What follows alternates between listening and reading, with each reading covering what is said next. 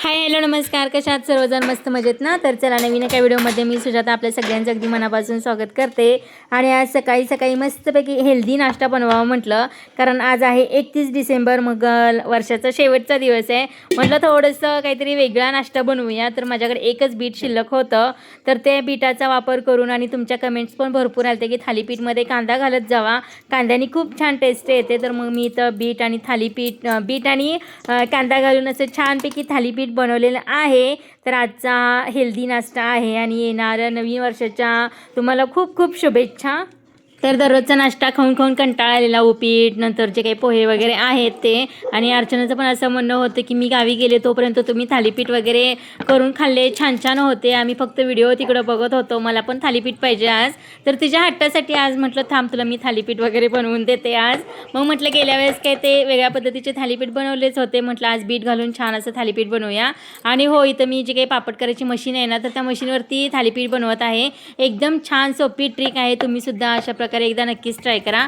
मी कापड ठेवलेला आहे, फक्त खालच्या साईडला कागद घालायचं नाही, कारण आपल्याला पलटी करताना थालीपीठ आहे ना, तर तो कागद वापरायचा नाही प्लास्टिकचा. तर इथं मी कापड घेतलेला आहे, कापडावरती गोळा असा करून ठेवलेला आहे छानपैकी. आणि वरून जो काही माझ्याकडे पिकोफॉलचं जे काही कॅरीबॅग असते ना, तर ती वापरलेली आहे, आणि त्याचा वापर करून असं छानसं थालीपीठ बनवलेलं आहे.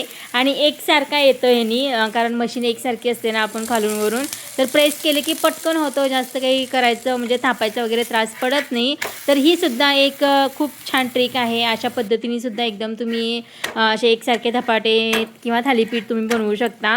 आणि इथं बघा किती छान असं तीळ वगैरे भरपूर घातलेलं आहे, एकदम मस्त झालेलं आहे हा थालीपीठ. तर हे थालीपीठ आहे ना, दही बरोबर खूप छान लागतं. दहीमध्ये मी तर थोडंसं लाल तिखट घातलेलं आहे, थोडंसं बीट खिसलेलं शिल्लक राहिलं होतं, मग ते सुद्धा त्याच्यावरती दहीवरती टाकून घेतलेलं आहे, थोडीशी कोथिंबीर घातलेली आहे. आणि एखाद्या रेसिपीला जेवढं तुम्ही डेकोरेशन करेल ना, तर ती तेवढी जास्त टेस्टी लागते आणि दिसायलाही छान वाटते. आणि कलरसुद्धा इथं थालीपीठचा बघू शकताय, फक्त एकच बीट वापरलाय, पण इतका सुंदर कलर आणि टेस्टला तर इतका अप्रतिम झालेलं, एकदम भारी झालेलं. तर ही रेसिपी एकदा नक्की म्हणजे नक्कीच ट्राय करा. तिथं गरम गरम थालीपीठ मम्मीना अर्चनाला दिलेलं आहे खायला, नंतर मी आणि अर्चनानी सुद्धा खाल्लेलं आहे. आणि स्वराला सुद्धा गरम गरम असं बीटचं थालीपीठ असं खायला दिलेलं आहे, एकदम छान आणि टेस्टी झालेलं. तर या थालीपीठची पूर्ण रेसिपी डिटेलमध्ये, वाटीचं अगदी योग्य प्रमाण आणि काय काय घातलं आहे, कसं केलेलं आहे, तर याचा व्हिडिओ मी अपलोड केलेला आहे, लॉंग व्हिडिओ आपल्या चॅनलवरती. आणि तर या व्हिडिओच्या खालच्या साईडला जो त्रिकोण दिसतो ना, तर त्याच्यावरती क्लिक करा, म्हणजे तुम्ही लॉंग व्हिडिओ पाहू शकता तिथं जाऊन.